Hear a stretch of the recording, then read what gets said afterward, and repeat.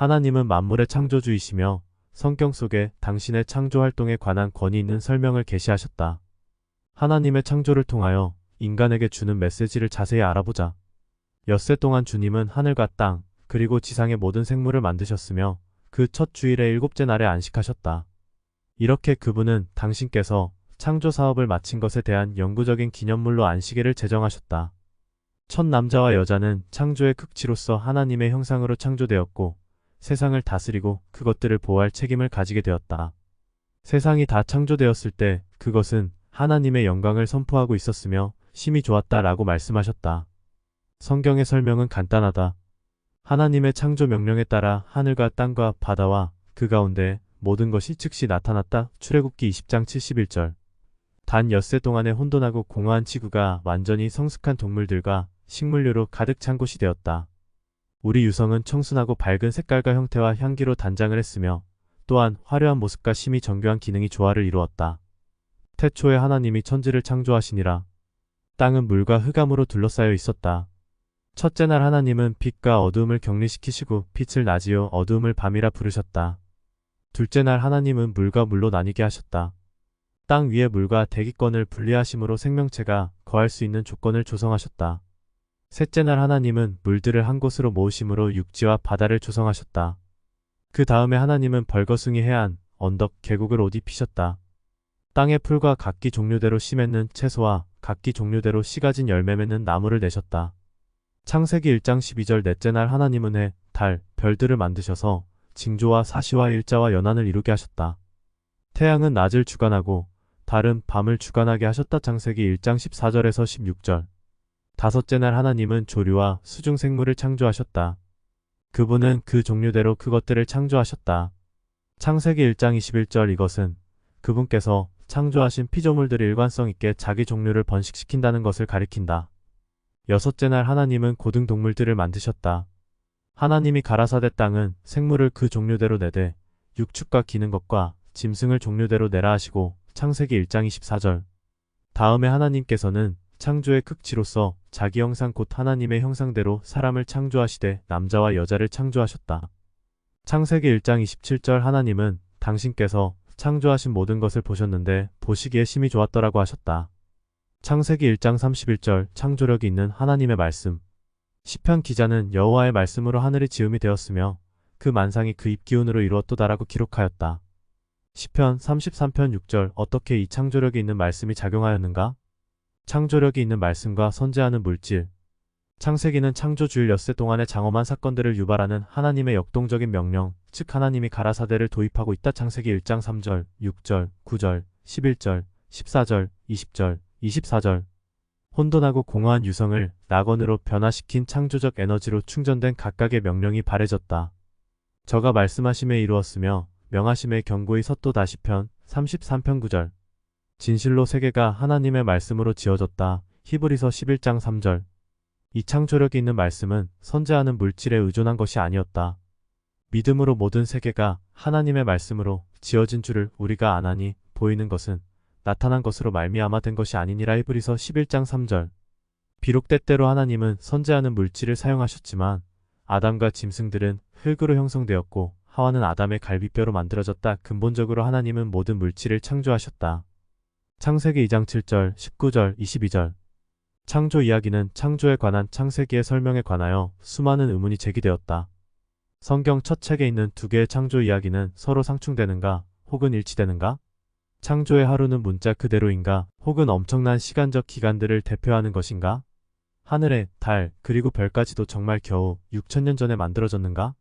인간의 본질과 하나님의 통치에 관해 알려준다. 이 두 개의 창조 설명을 문자적이며 역사적인 것으로 수용할 때에만 성경의 다른 부분과 이것들은 조화를 이루게 된다. 창조의 날들. 성경의 창조 기사에 나오는 날들은 문자적인 24시간의 기간을 의미한다. 구약시대 하나님의 백성들이 시간을 측량한 저녁이 되며 아침이 되니라는 표현은 저녁 혹은 일몰로부터 시작되는 개별적인 날들을 의미한다. 창세기 1장 5절, 8절, 13절, 19절, 23절, 31절 레위기 23장 32절 신명기 16장 6절 참조.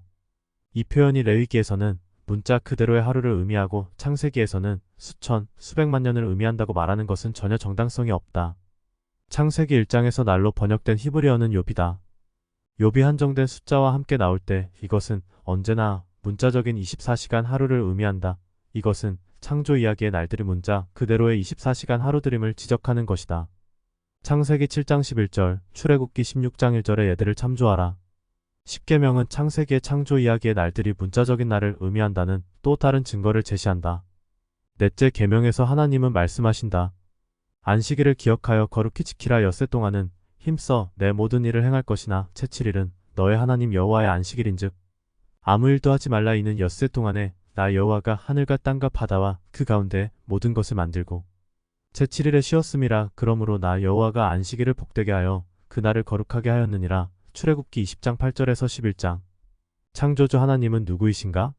삼위 하나님께서 모두 다 창조에 관여하셨다. 창세기 1장 2절, 26절. 그러나 활동적인 행위자는 하나님의 아들, 선지하시는 그리스도이셨다. 창조 설명의 서원에서 모세는 태초에 하나님이 천지를 창조하시니라고 기록했다. 이 말을 회상하면서 요한은 창조에 있어서의 그리스도의 역할을 명확히 하고 있다. 태초에 말씀이 계시니라. 이 말씀이 하나님과 함께 계셨으니 이 말씀은 곧 하나님이시니라. 만물이 그로 말미암아 지은 바 되었으니 지은 것이 하나도 그가 없이는 된 것이 없느니라. 요한복음 1장 1장 3절. 이어서 요한은 동일한 장에서 자기가 기록하고 있는 분에 대해 아주 분명하게 밝히고 있다. 말씀이 육신이 되어 우리 가운데 거하심의 요한복음 1장 14절. 예수님은 창조주, 땅을 말씀으로 존재케 하신 분이셨다. 에베소서 3장 9절, 히브리서 1장 2절 참조. 창조주 하나님은 누구이신가? 하나님의 사랑은 얼마나 깊은가? 자애로운 관심으로 그리스도께서 아담을 향해 무릎을 꿇고 이 첫 인간의 손을 조성하실 때 그분은 인간들이 어느 날 그 손을 남용하고 결국 당신을 십자가에 못 박으리라는 사실을 알고 계셨음이 분명하다. 어떤 의미로 창조와 십자가는 한데 어우러져 있는 것이다. 왜냐하면 창조주 그리스도는 창세로부터 죽임을 당하셨기 때문이다. 계시록 13장 8절. 그분의 선지성이 그분을 중단시키지 않았다. 험악한 갈바리 구름 아래에서 그리스도는 이 창조적 행위로 인해 당신에게서 생명의 호흡이 거두어질 것을 아시면서 아담의 코에 생명의 호흡을 불어넣으셨다. 결코 헤아릴 수 없는 사랑이 창조의 기초이다. 창조의 목적은 사랑은 하나님이 행하시는 모든 일의 원동력이었다. 왜냐하면 하나님은 사랑이시기 때문이다. 요한일서 4장 8절. 그분은 우리가 당신을 사랑할 수 있도록 창조하셨을 뿐 아니라 당신께서도 우리를 사랑하실 수 있도록 창조하셨다. 당신의 사랑 때문에 그분은 당신만이 허락하실 수 있는 가장 큰 은사인 존재를 창조를 통해 나눠주셨다. 그렇다면 성경은 어떤 목적을 위해 우주와 그 거민들이 존재하게 되었다고 말하고 있는가? 하나님의 영광을 나타내기 위하여. 하나님은 당신께서 창조하신 작품들을 통하여 당신의 영광을 드러내신다. 하늘이 하나님의 영광을 선포하고 궁창이 그 손으로 하신 일을 나타내는도다. 날은 날에게 말하고 밤은 밤에게 지식을 전하니 언어가 없고 들리는 소리도 없으나 그 소리가 온 땅에 통하고 그 말씀이 세계 끝까지 이르도다. 시편 19장 1절에서 4절. 하나님은 왜 이렇게 당신의 영광을 드러내시는가? 천연계는 하나님을 증거하는 역할을 한다. 그분께서는 당신께서 창조하신 작품들이 사람들을 그들의 창조주께로 향하게 하도록 의도하셨다. 바울은 말한다. 창세로부터 그의 보이지 아니하는 것들 곧 그의 영원하신 능력과 신성이 그 만드신 만물에 분명히 보여 알게 되나니 그러므로 저희가 핑계치 못할지니라. 로마서 1장 20절. 우리가 천연계를 통해 하나님께 가까이 나아갈 때 우리는 하나님의 특성 곧 우리 자신의 생활 속에 반영시킬 수 있는 특성에 대해 더욱 많이 알게 된다. 또한 하나님의 품성을 명상함으로 우리는 그분께 영광을 돌리게 되며 따라서 우리가 창조된 목적을 이루게 된다. 처음으로 인간에게 생명을 주신 것은 그리스도의 그 완전하고 거룩한 손이었다. 인간에게 영생을 주게 될 것은 찔림당하고 피에 물든 그리스도의 손이다. 인간은 창조되었을 뿐 아니라 재창조될 수 있다. 두 번의 창조 모두가 동일하게 그리스도의 사업이다. 그 어느 것도 자연적인 진보에 의하여 내부의 힘으로 이룩된 것이 결코 아니다. 하나님의 형상으로 창조되었기에 우리는 하나님을 영화롭게 할 의무를 지고 있다. 당신의 창조 사업의 극치로서 하나님께서는 우리가 그리스도의 재창조하시는 능력을 날마다 구함으로써 당신과의 교제에 들어오도록 우리 각 사람을 초청하신다.